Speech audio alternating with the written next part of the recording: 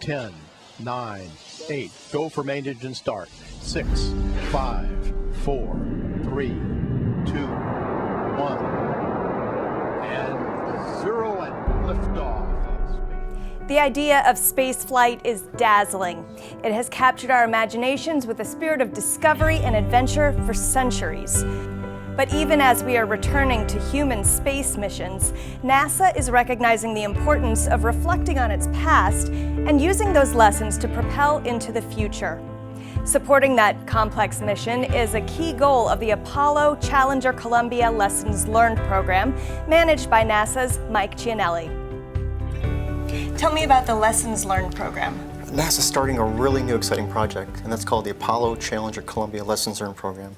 So now what we're doing is we're taking our past and we're, through innovation, we're effectively teaching those lessons to a brand new generation of folks. Some folks that weren't even born during some of these space missions, but now they're on our launch teams, they're on our processing teams. So we're taking those lessons to help propel us in the future very safe and successfully. And using innovation as a key factor of that, these whiteboards are a very innovative way of doing so. The whiteboards he's referring to were created by the children of space shuttle astronauts while they waited for the launch countdowns. When NASA space shuttles returned to flight after the Challenger explosion, this new tradition was born. We started the whiteboards in 1988 for Space Shuttle Discovery's mission, which was return to flight after Challenger. So of course Challenger was a very difficult time for us. We wanted to have a place for the children to focus their energies and to express their emotion during that time of flight. So we started it then. The children loved it, and the parents did as well. Of course we did. So we continued that tradition. So that tradition has continued from STS-26 all the way through STS-135, which was our last space shuttle mission in 2011.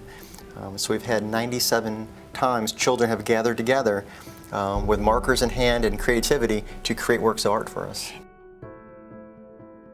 The words and drawings on the whiteboards are heartfelt. Some of them are elaborately decorated with illustrations that clearly took a lot of time and attention.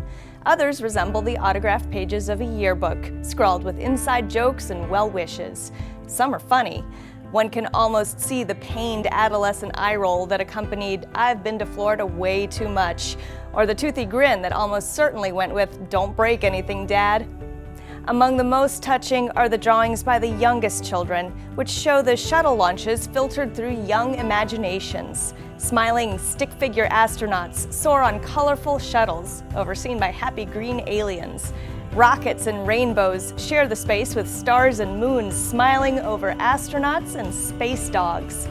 To these artists and writers, the astronauts were not just national heroes, but Mom and Dad.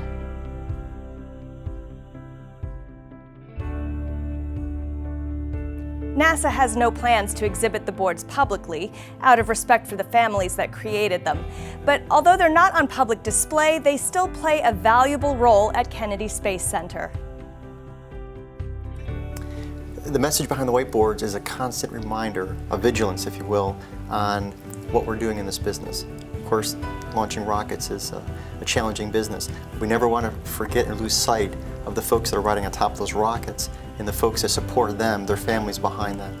So when we look at these whiteboards, the power behind them for us is a constant reminder of the vigilance we need to do to be fully responsible for our actions, fully responsible for learning and doing the best job we possibly can to get our folks back home safely and successfully. So they remind us every single day of that mission and commitment to do so.